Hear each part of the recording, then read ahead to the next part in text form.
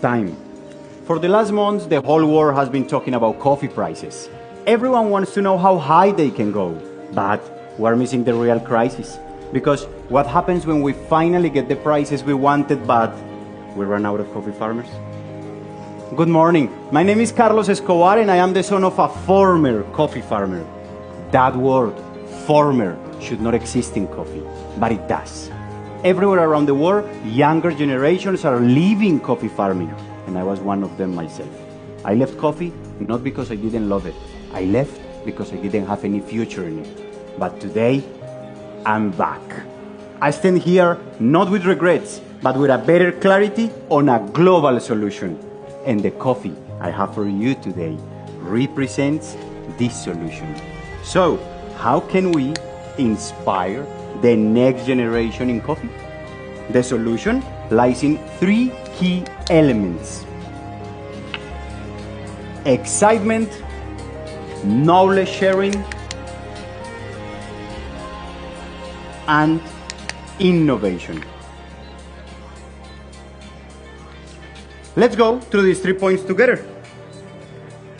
It all starts with Joan Vergara and Peñas Blancas, a collective processing facility in Huila, Colombia. What is exciting is that Joan does not add any external yeast to his fermentations. Instead, he reproduces the existing yeast in the coffee cherries themselves to maximize each varietal true potential. Your coffee today is a Maracaturra, a varietal often overlooked in Colombia, but one that Joan and I love because of its tropical profile. And this is how he does it. He starts in a laboratory, identifying, isolating, and incubating the dominant strain of yeast. With this, he creates 3 liters of cultivated mosto.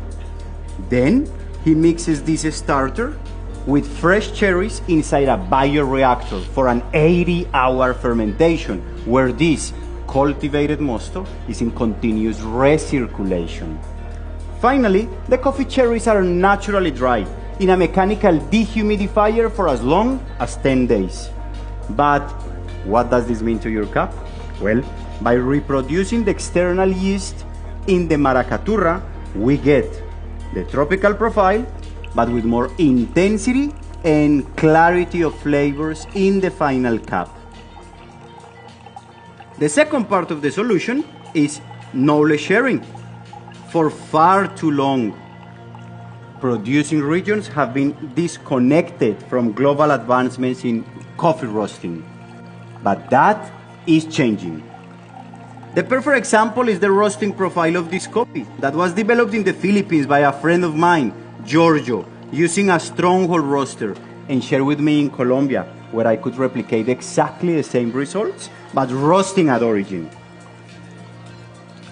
Thanks to Stronghold's technology of using 3 heat sources, we were able to roast this Maracaturra in only 8 minutes and a short 39 seconds development.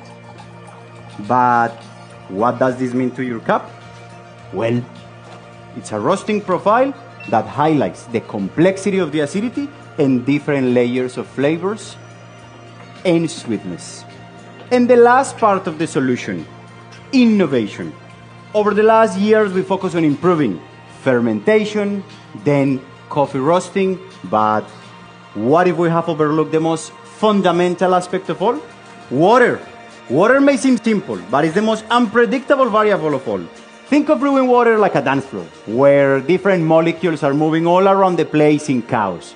Now, imagine we play a slow, harmonic song that brings order to this movement, just like this one. That is exactly what happens with the new wave technology. When we get brewing water in contact with ultra-low frequency magnetic waves, we get water particles and coffee molecules to bond together.